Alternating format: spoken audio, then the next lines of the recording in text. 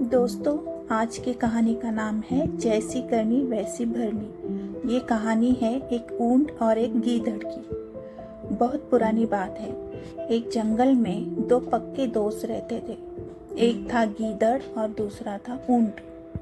गीदड़ काफी चालाक था और ऊंट सीधा सा था। ये दोनों दोस्त घंटों नदी के पास बैठकर अपना सुख दुख बांटते रहते थे। दिन गुजरते गए और उनकी दोस्ती गहरी होती गई। एक दिन किसी ने गीदड़ को बताया कि पास के खेत में पके हुए तरबूज है। यह सुनते ही गीदड़ का मन ललचा गया, लेकिन वो खेत नदी के पार था। अब नदी को पार करके खेत तक पहुंचना उसके लिए मुश्किल था, इसलिए वो नदी पार करने की तरकीब सोचने लगा। सोचते सोचते वो ऊंट के पास चला गया। ऊंट ने दिन के समय गीदड़ को देखकर पूछा, मित्र, तुम यहाँ कैसे? हम तो शाम को नदी किनारे मिलने वाले थे। तब गीदड़ ने बड़ी ही चालाकी से कहा, देखो मित्र, पास के ही खेत में पके तरबूज है। मैंने सुना है तरबूज बहुत मीठे हैं। तुम उन्हें खाकर खुश हो जाओगे, इसलिए तुम्हें बताने चला आया। ऊंट को तरबूज काफी पसंद थे। वो बोला, वाह, मैं अभी उस गांव में जाता हूँ। मैंने बहुत समय से तरबूज नहीं खाए हैं। ऊंट जल्दी जल्दी नदी पार करके खेत जाने की तैयारी करने लगा। तभी गीदड़ ने कहा, दोस्त, तरबूज मुझे भी अच्छे लगते हैं, लेकिन मुझे तैरना नहीं आता है। तुम तरबूज खा लोगे तो मुझे लगेगा कि मैंने भी खा लिए। तभी ऊंट बोला, तुम चिंता मत करो, मैं तुम्हें अपनी पीठ पर बिठाकर नदी पार करवाऊंगा, फिर साथ में मिलकर तरबूज खाएंगे। ऊंट ने जैसा कहा था वैसा ही किया। खेत में पहुंचकर गीदड़ ने मन भरकर तरबूज खाए और खुश हो गया।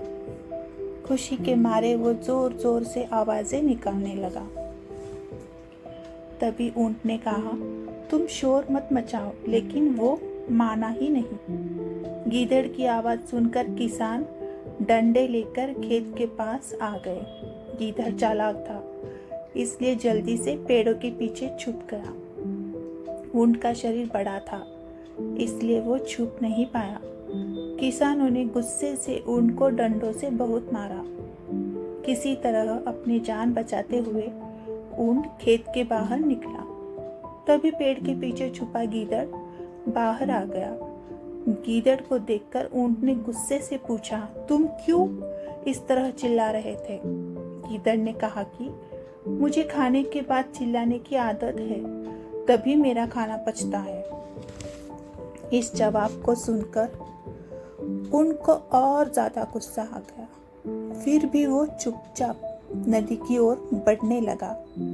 नदी के पास पहुंचकर उसने अपनी पीठ पर गीदड़ को बैठा लिया। इधर ऊंट को मार पड़ने से मन ही मन गीदड़ खुश हो रहा था।